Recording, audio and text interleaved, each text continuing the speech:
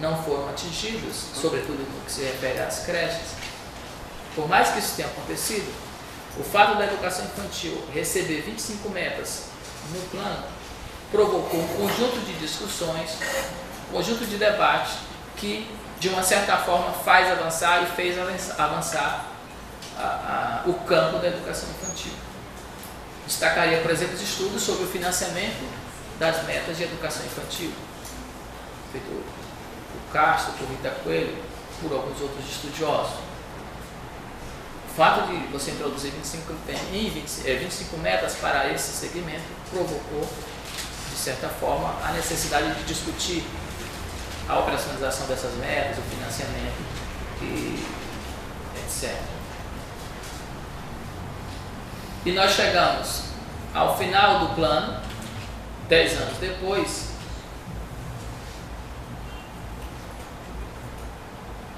e no que se refere à creche, por exemplo, a nossa meta era de 50%. Ou seja, e aí é importante vocês lembrarem disso, gravarem isso, ou entenderem isso. A meta estabelecida, a meta 1 para a educação infantil do Plano Nacional de 2001, instituiu que até o final daquele plano, ou seja, 10 anos depois, o Brasil precisaria ter matriculado 50% de suas crianças com idade de 0 a 3 anos em creche. O Brasil precisava matricular 50% de suas crianças dentro de 10 anos em creche para escolas públicas. E ainda nesta meta, o segundo objetivo, e que deveria colocar na pré-escola 80% das suas crianças de 4 a 6 anos na época, mas depois de 4 a 5 anos, já que nós tivemos a mudança, a aprovação do ensino fundamental de 9 anos, e as crianças de 6 anos passaram a compor a matrícula do ensino fundamental, e a educação infantil passou a ser apenas de 0 a 5 anos. Como isso aconteceu, a pré-escola passou a se configurar apenas de 4 a 5 anos, e não mais 4 a 6 anos. Mas o que é importante destacar é que a meta para a pré-escola era de 80% e a meta para a creche era de 50%. Então nós temos agora o novo plano, que é o plano 2014-2024, aprovado pela lei 13.005, de 26 de julho de 2014, que estava anteriormente. E, novamente, é importante destacar que a primeira meta do Plano Nacional de Educação refere-se à educação infantil. E eu queria que nós observássemos qual é a primeira meta da educação infantil e como ela ela volta e ela, novamente, mas ela é a mesma coisa, só queria apenas redesenhar ela em 2 objetivos. Então a meta é universalizar a pré-escola, portanto as crianças de 4 e 5 anos até 2016. Significa colocar todas as crianças que têm de 4 a 5 anos do Brasil na pré-escola até o ano que vem. Esta é parte da primeira meta do nosso novo Plano Nacional de Educação. E não só isso, e ampliar a oferta da educação infantil em creches, de forma a atender no mínimo 50% das crianças de 0 a 3 anos em creche. Portanto, pode passar mais. Esta meta se divide em 2 objetivos, 2 grandes objetivos, que é o que nós acabamos de dizer. Um é universalizar a pré-escola, o outro é atingir 50% das crianças de 0 a 3 anos. Aqui nós temos 2 questões interessantes, que nós vamos falar um pouco mais depois, que é possível fazer isso? É possível até o ano que vem nós universalizarmos as crianças de 4 e 5 anos? E a outra questão, nós temos aqui no segundo objetivo, e é importante vocês prestarem atenção no que eu acabei de dizer, qual era o percentual do Plano Nacional 2001 para a creche? 50%. E qual é a mesma meta, o segundo objetivo do nosso novo Plano Nacional? 50% das crianças de 0 a 5 anos. Nós não conseguimos chegar a 23%, nós chegamos acho que a 22% em 10 anos. E nós estamos fazendo um novo plano para mais 10 anos e estabelecendo para 2024 a mesma meta. Tentar atingir 50% dessas crianças em creche. Tá, daqui lá mais pro final a gente vai conversar um pouco mais sobre essa, mas nesse exato momento o que é interessante a gente perceber é que meta é essa, quais são o seu objetivo, né? E ter isso claro. Sobretudo o pessoal que é da pedagogia não deve esquecer, tá? E nós devemos estudar um pouco mais sobre ela. Então, podemos passar. Essas metas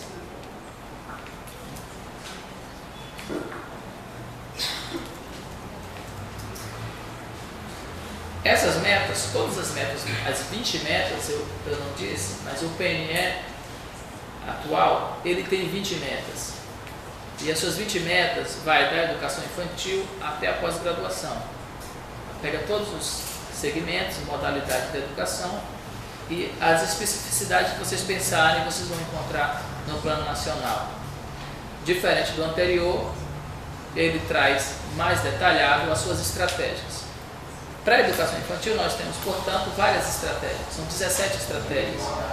E essas estratégias, elas versam por essas, elas diz respeito a categorias que são essas que eu coloquei aqui, que é importante perceber e entender.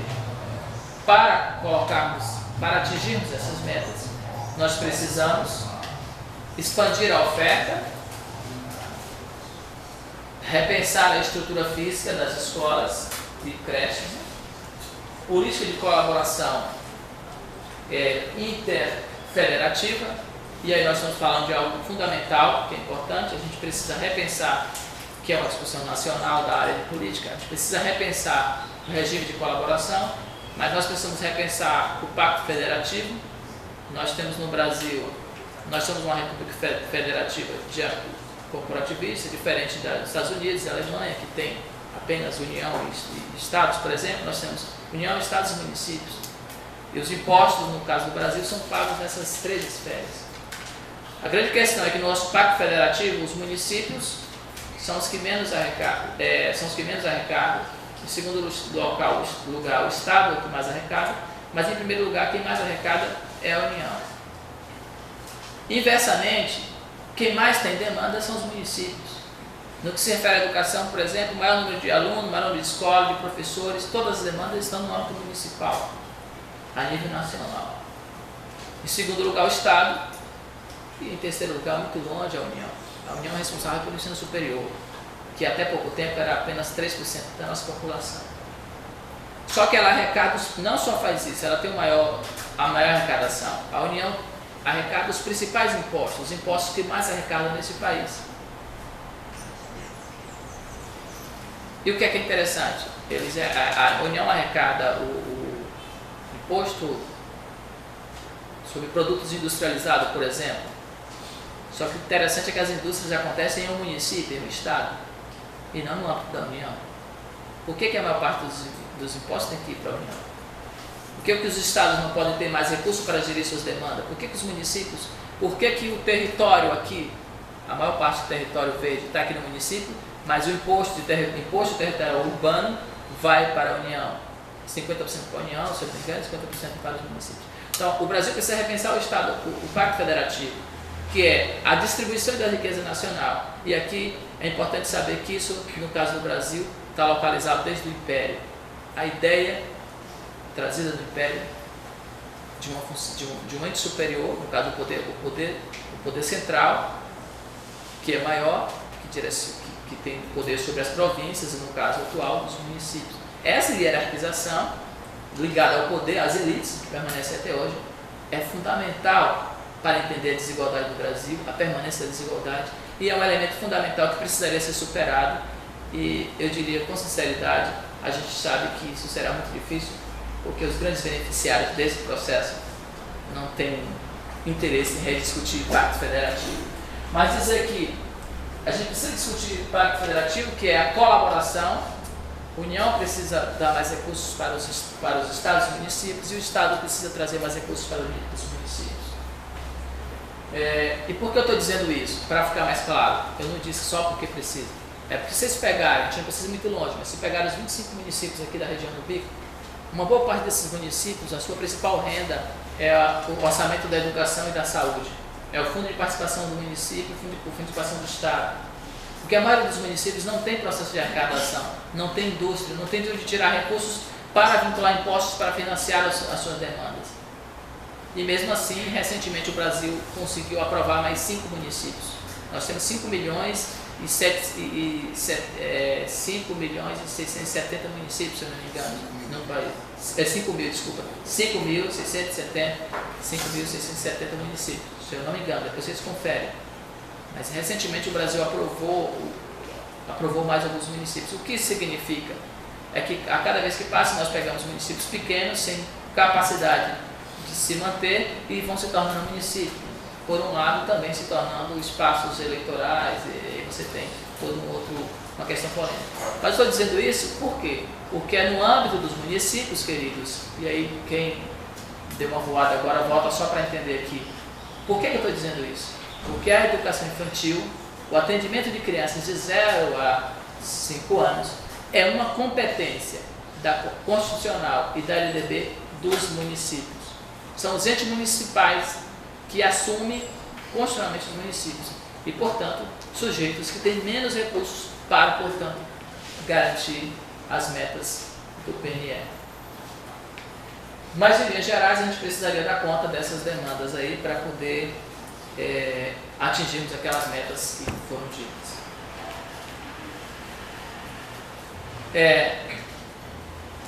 Por outro lado, por mais que tenhamos dificuldades, é importante considerar, e aí eu trouxe alguns dados da PNAD 2013, nos últimos anos, considerando o decênio 2014 a 2013, o Brasil avançou significativamente no atendimento de crianças de 0 a 5 anos. Sobretudo considerando de onde estavam e para onde partiu. O mapa dá para observar alguma coisa? De longe, não sei como é que está. Tá?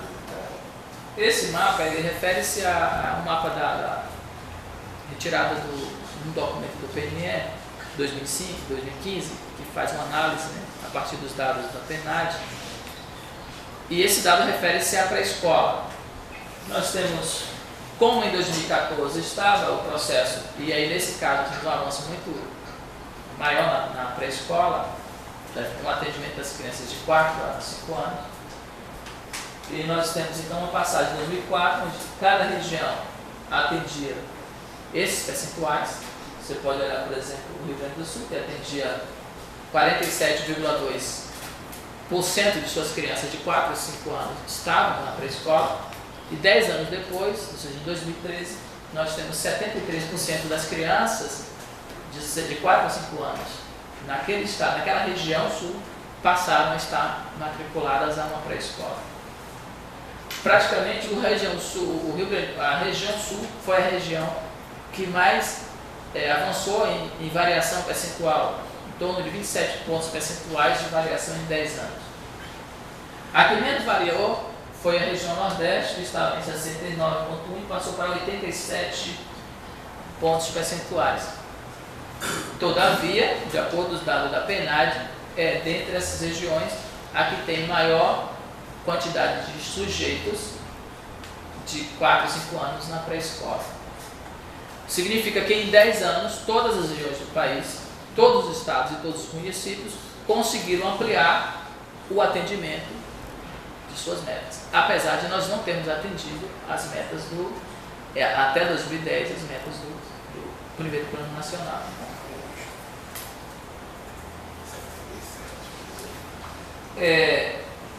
Este outro gráfico é um gráfico mais sério, porque ele é um pouco mais crítico. Ele refere-se aos 0 a 3 anos, que é o atendimento de creche. Nós também tivemos avanços expressivos, podemos dizer. Então, você tem a região amazônica, que passa de 5 para 9, ou seja, o menor percentual. Todas as regiões cresceram, diga-se de passagem. Todas as regiões cresceram nesses últimos 10 anos em atendimento à creche. No geral, nós podemos dizer que isso é um avanço significativo, por quê? Porque, como eu falava no início da nossa fala, esse atendimento é algo recente.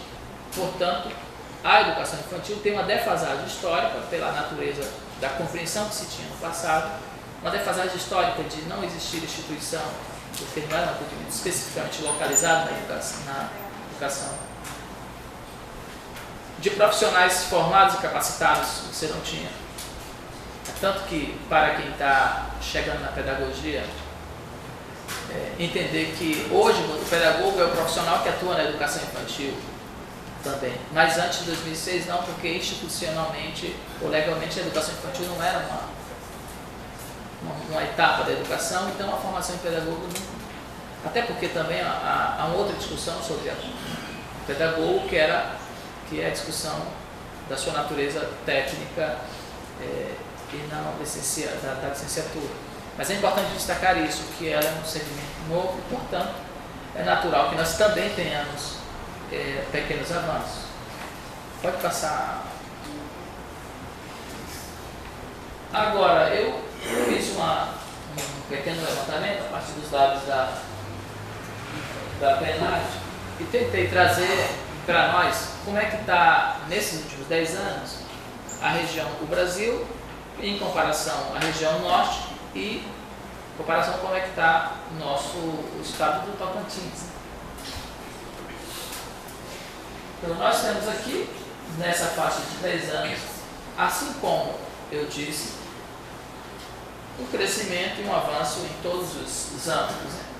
Uma coisa interessante que acontece diferente de praticamente todos os estados brasileiros é que o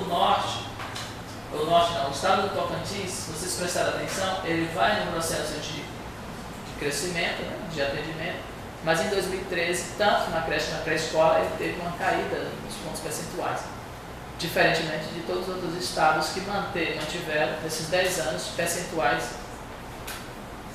sempre crescentes. E é interessante pensar que o estado do Tocantins é um estado com um pouco mais de 1 milhão de habitantes. Tá? Então, uma população pequena. Em comparação, claro que ele tem outros estados pequenos também, na região norte sobretudo, mas ele é um estado pequeno, que tem uma população de crianças também pequena. E, então, portanto, se esse percentual é pequeno, apesar de avançar, significa que nós temos ainda que avançar muito no que se refere ao atendimento à educação infantil nesse estado e nessa região, nossa região.